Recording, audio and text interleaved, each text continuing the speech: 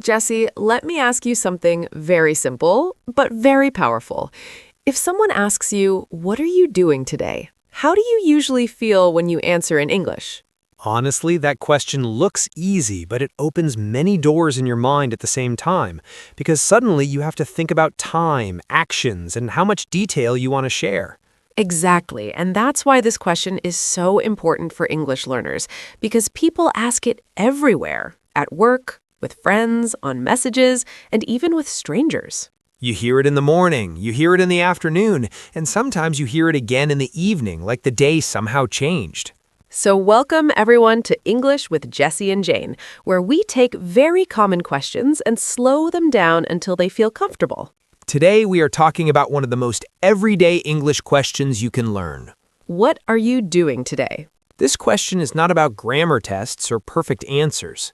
It's about real life, real schedules, and real energy levels. Sometimes the answer is exciting, And sometimes the answer is very boring. and both are completely okay. Let's first listen to the question itself, slowly and clearly. What are you doing today? This question uses the present continuous tense, but don't let that scare you. In real life, people use this tense because it sounds natural and friendly. They are not asking about every second of your day. They are just asking what your day looks like in general. Now, Jesse, if I ask you this question right now, how would you answer honestly? If I answer honestly, I would say that today I am working on a few things, taking breaks when I can, and trying not to rush myself too much. That answer sounds calm and realistic, and it doesn't feel forced or dramatic. That's because good everyday English is usually simple and balanced. Now, let's look at some very common types of answers people give. One very common answer is about work. For example, someone might say, "Today I am working all day." Or, I'm working this morning, but I'm free later. Both answers are clear and easy to understand. Another very common answer is about staying at home. Someone might say, "Today I'm just staying at home and resting." That sentence is very simple, but it says a lot. It tells the listener that today is not a busy or stressful day. Now, let's talk about something important for learners. You do not need to explain everything you are doing. You can choose how much you want to share. For example, instead of listing 10 activities, you can say, "I have a busy day today." Or, I don't have much planned today. Both answers are natural and commonly used. Now let's imagine a casual conversation between two friends. One friend asks, "Hey, what are you doing today?" The other friend might answer, "Not much, just running a few errands and relaxing at home." That answer feels friendly and relaxed. It also invites the conversation to continue. Now, listeners, think about your own day today. You don't need to say it out loud yet. Just think about one sentence you could use. Something like, "Today I'm studying English and doing some work." Or, "I'm at home today and taking it easy." Both are perfect. Now, Jesse, what if someone asks this question in the morning versus the evening? That's a great point, because the answer can change depending on the time. In the morning, you might say, "I'm working today and meeting someone later." But in the evening, you might say, "I worked most of the day and now I'm just relaxing." English allows you to adjust your answer naturally. Now, let's talk about a very common phrase people use in answers. The phrase, "right now." For example, right now I'm working. That tells the listener what you are doing at this moment. You can also say, "Today I'm mostly working from home." That word mostly is very useful. Yes, because it means not 100%, but mainly. Now let's talk about short answers because sometimes people don't want a long conversation. In those cases, you can simply say, "I'm busy today." Or, "I'm free today." Short, clear, polite. Now, Jesse, let me ask you something learners often worry about.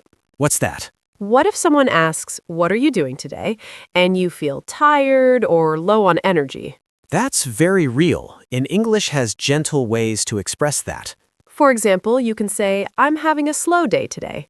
Or, "I'm taking it easy today." Those sentences sound kind and honest. They also tell people not to expect too much from you. Now, let's imagine this question in a work situation. A colleague might ask, "What are you doing today?" You could answer, "Today I'm working on a few tasks and answering emails." That answer sounds professional and clear. You can also say, "I'm focusing on one project today." That sentence sounds confident and organized. Now, let's slow down again because repetition is important. The question is, what are you doing today? And your answer can start with, "Today I am."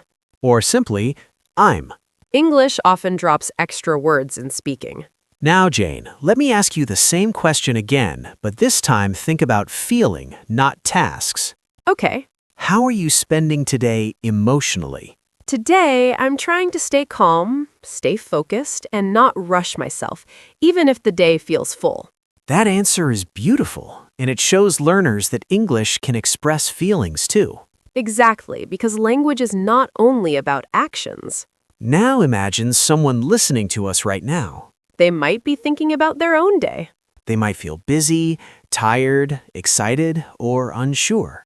Whatever they feel, they can express it with simple English. Now let's continue exploring more real-life answers people give to this question, because the more examples you hear, the more confident you become. Someone might say, "I'm just at home today, catching up on things."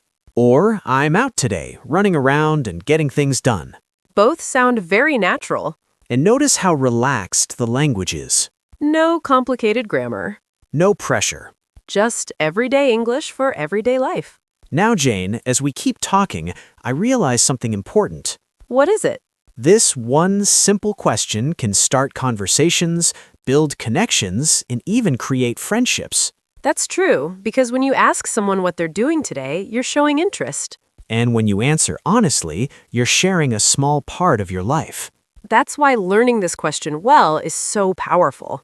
Now, let's keep going, because there are still many small, everyday situations we haven't talked about yet, like answering this question in messages, or when plans suddenly change, or when you don't really want to explain everything. So, Jesse, when people ask, "What are you doing today?" it sounds like such a simple question. But I remember when I was learning English, my mind would suddenly go blank. I knew the words, but I didn't know how much to say or how little. Oh yes, that blank moment is very real. You're standing there thinking, do they want my whole life plan or just one sentence? And the funny thing is, in daily English, this question is usually just friendly small talk, not an interview. Exactly. Most of the time, people are not looking for a perfect sentence or a long explanation. They're just opening a conversation, being polite, or showing interest. But learners often feel pressure to sound correct and interesting at the same time. And that pressure makes people freeze. They think, I must use correct grammar, correct tense, correct pronunciation, and suddenly the simple answer disappears. But in real life, native speakers answer very simply, very casually. Yes, like if someone asks me today, "Jane, what are you doing today?" I might say something very ordinary, like, "Oh, I'm just working in the morning and relaxing in the evening." Nothing special, nothing dramatic. And that answer is perfect. It's natural, it's clear, and it sounds human, not like a textbook. That's something learners need to hear again and again. Simple English is good English. I also noticed that this question changes slightly depending on the situation. For example, if a friend asks you casually, you answer one way. But if a colleague asks you at work, you might answer a bit more formally, even though the question is the same. That's such a good point. At work, you might say, I'm finishing a report today and attending a meeting in the afternoon. But with a friend, you'd probably say, I'm working most of the day and then I'll just chill. And both answers are correct, just different styles. Learners sometimes think English has only one correct answer, but actually English has many correct answers depending on context. Right. And another thing is, you don't always have to say everything you're doing. You can choose one or two things. For example, if today's very busy, you can simply say, I have a busy day today. I like that sentence because it's short, honest, and very useful. I have a busy day today. You can use it almost anywhere, and people will immediately understand. And if you want to sound a bit more relaxed, you can say, nothing much, just the usual. That's a very common answer, and native speakers use it all the time. Yes, just the usual is such a friendly phrase. It tells the other person that your day is normal, calm, and not very exciting, and that's totally okay. Because real life is usually not exciting. Most days are simple. We wake up, work, eat, maybe rest a little, and that's it. English should reflect real life, not movie scenes. I agree. And sometimes people worry about tense. They ask, should I use present continuous? Should I use present simple? But in daily conversation, people naturally use present continuous when talking about today. Yes, like I'm working today, I'm studying today, I'm meeting a friend later. You don't need to overthink it. If it's happening today, I'm is your best friend. That's a nice way to remember it. I'm is your best friend today. And even if you make a small mistake, people will still understand you. Communication matters more than perfection. Absolutely. English is a tool, not a test. And when someone asks, "What are you doing today?" they usually care more about connecting with you than judging your grammar. Sometimes this question is also an invitation. Like when someone asks, "What are you doing today?" they might be thinking about asking you to join them later. Oh yes, that's very true. It's often a soft way of checking if you're free, and that's why your answer can open or close the door politely. For example, if you don't want to go out, you can say, "I'm staying in today and taking it easy." That sounds calm and gentle, not rude. And if you do want to keep your plans open, you can say, "I don't have anything planned yet." That sentence is very useful and very natural. I love that one. I don't have anything planned yet. It sounds relaxed, flexible, and friendly, and learners can use it in many situations.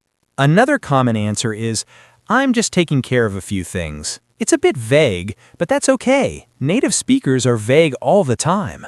Yes, being vague is actually very natural in English. You don't have to explain every detail of your life. Sometimes less information is more comfortable.